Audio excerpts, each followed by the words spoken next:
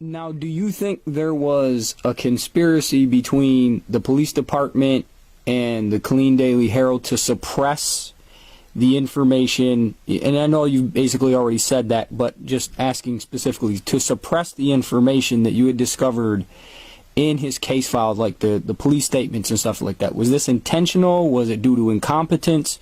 What do you think was the reason for that? Yeah, I don't know. I think that there's no telling what kind of deal was made behind what back room, right?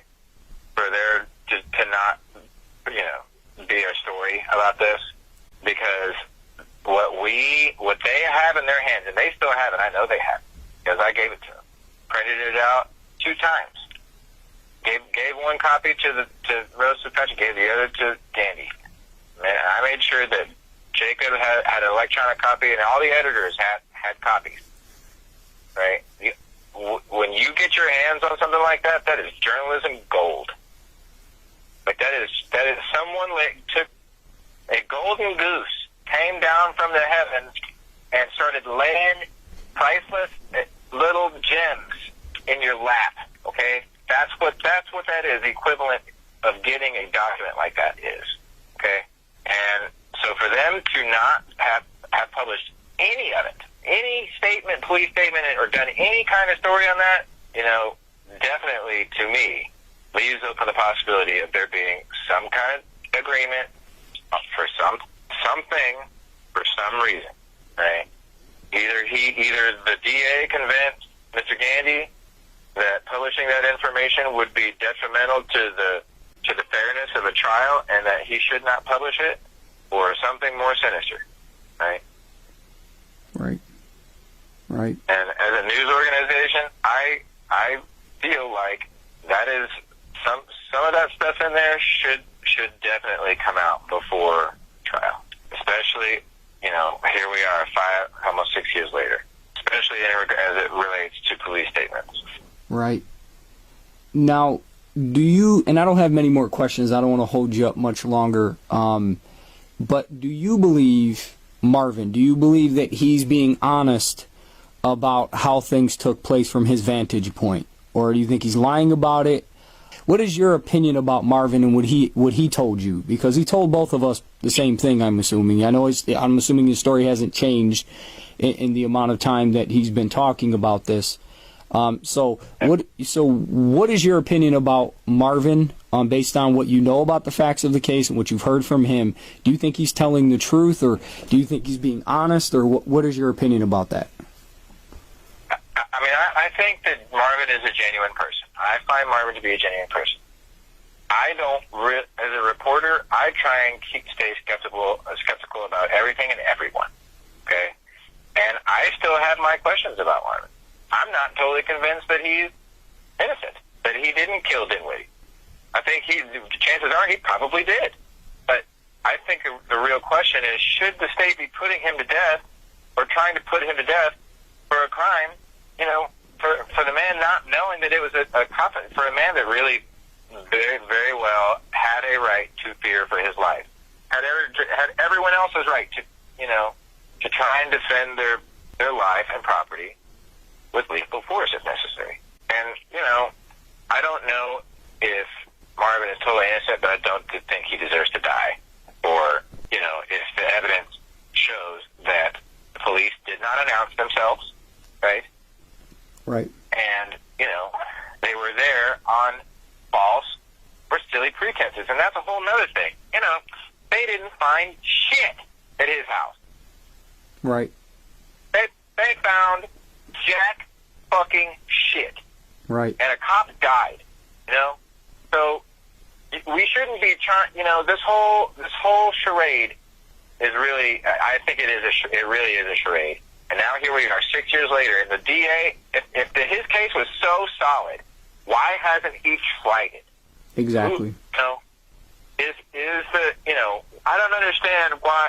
I don't understand how we've gotten here. Is it really all the defense just by using the wheels of justice to keep Marvin from justice? Is it really all the defense?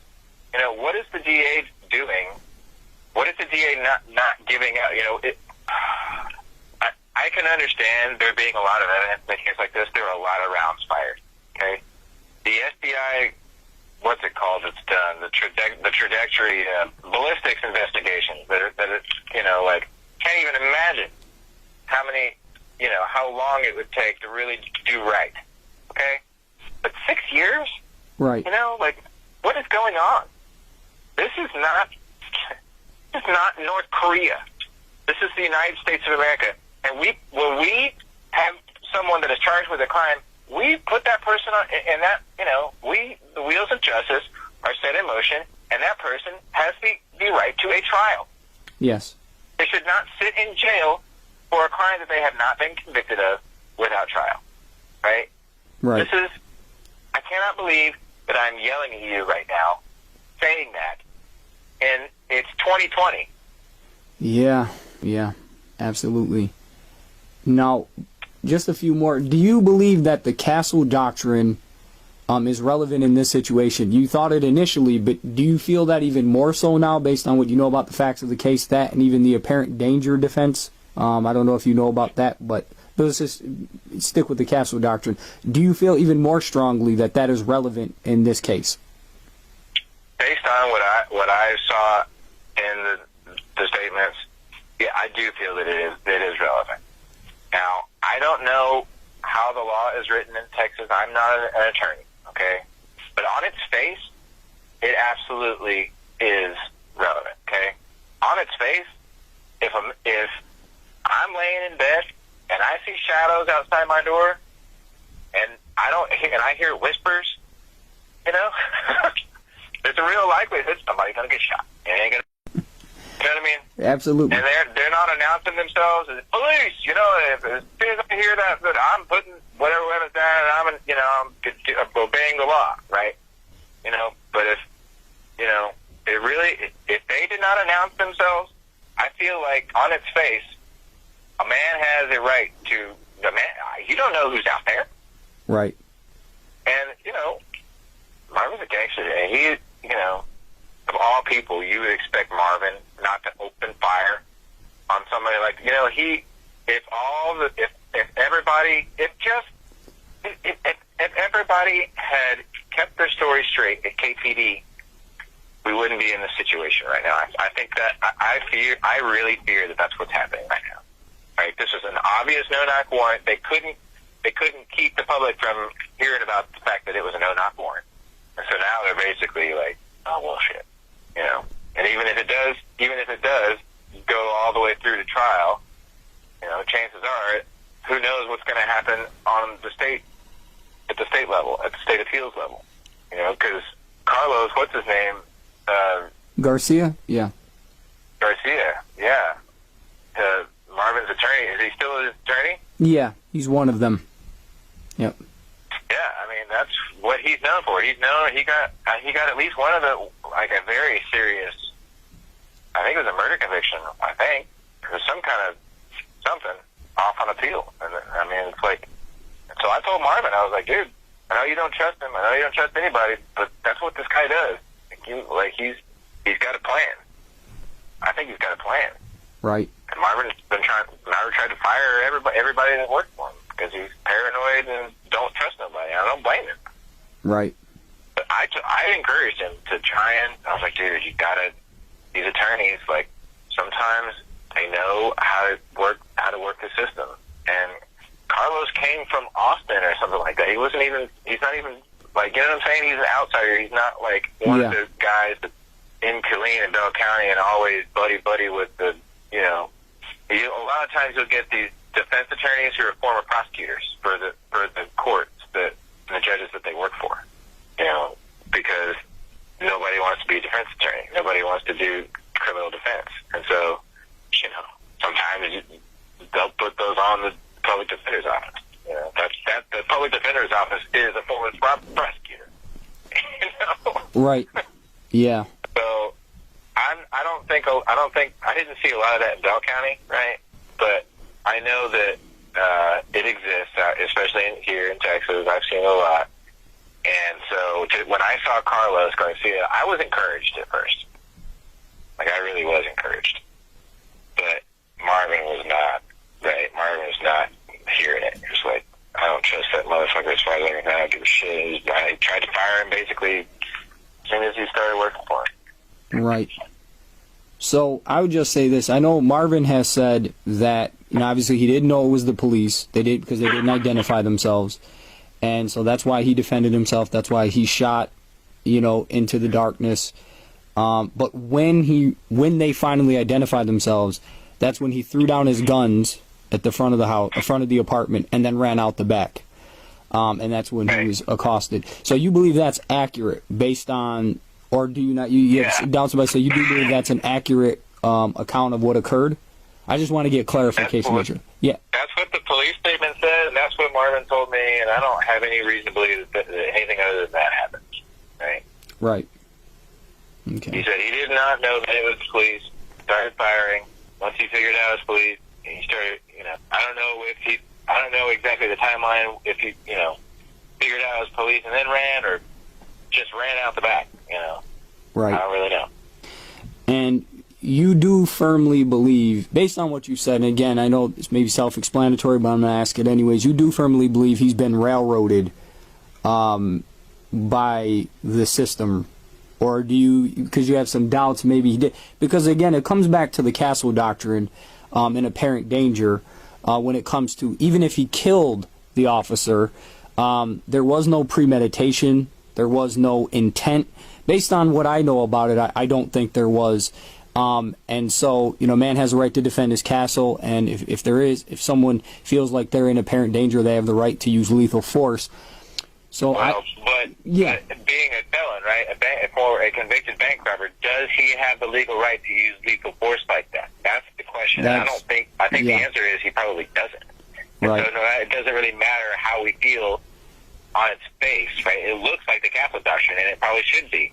But the very fact that he's a convicted felon means that legally he does not have that right. You know what I mean? Right. And so that's really a legal question that I don't know the answer to. Right. Now, do I think he was railroaded?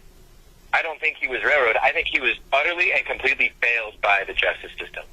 Okay. I think if there were some evidence doesn't matter if it would convict him or set him free. All of it needs to be shown to a jury, and a jury needs to decide his guilt or innocence. It has been almost 6 years, and that is an absolute travesty of justice. Whoever's responsible, the defense or the DA or the prosecutors, it doesn't matter, right? The justice system has absolutely and completely failed Marvin in that regard, and that is inexcusable. It is inexcusable that this would allow to have happened. It's almost, for him to sit there in jail for almost 6 years without a trial, someone should be in big trouble for this. Right. But just for that. Right. Yeah. Like, show us the evidence. Show a jury the evidence. What is stopping the wheels of justice? What is grinding them to a halt? Right? Right. Whose fault is it? Let's get to the bottom of that. And I think we may get to the bottom of a lot of what's happened to Marvin. And right. Why? Yeah, because there's been no due process, no right to fair and speedy trial, none of that. He's been denied all of that. Mm-hmm. And why? Yeah, that's the question, right? Why? If the DA's case were so solid, is it the defense? What is Carlos Garcia doing that's stopped this whole process? Is he really drawing it out longer and longer so that everybody has faded memories? The longer you go from a very traumatic event, right? The brain tends to do funny things to your memories and to how you remember things that happened. And so, is Carlos the one that's responsible for this 6 year? Is he really going to take it 6 or 7 years so that these cops, once they get on the stand, he's going to eat them up. He's going to tear them apart, and Marvin very well may walk free. And once he walks free, because he was in there for 5 or 6 years, who knows what kind of settlement he'll be in for sitting in there without a trial. But I perceive this being a total and utter shit show for Bell County. Any way you shake this now, and poor Dinwiddie's family. Like, Dinwiddie's family too has been denied justice in this. We got to think about that. Yeah, definitely. Right? Like, oh my God, if that were my son or if that were my brother, it's terrible. For them to have to wait this long to see the evidence. So do you think that there's an element of Marvin being scapegoated because of how they fumbled and messed up the whole raid? Or I mean, the raid to me is unconstitutional. I believe no-knock raids are unconstitutional. But do you believe that they're scapegoating him and his criminal record and his color and the fact that he's poor is helping them to be successful with that? Do you think there's any truth to that? Yeah, I mean, I think that if you, I doubt, look, I don't know that Marvin's race or poverty level has contributed to his predicament completely, but I do think that it is possible that it has, at least to some degree. And I think that his poverty most certainly has contributed to his ability to get out of jail for a crime that he has not been convicted of yet. I think that he really tried to get his life together, and he had a girl, and he's going to church with her, and they were going through some problems here and there, They would fight occasionally, but he would still go to church with her. He had a job. He was holding down a full-time job, and when they raided his house, they didn't find shit.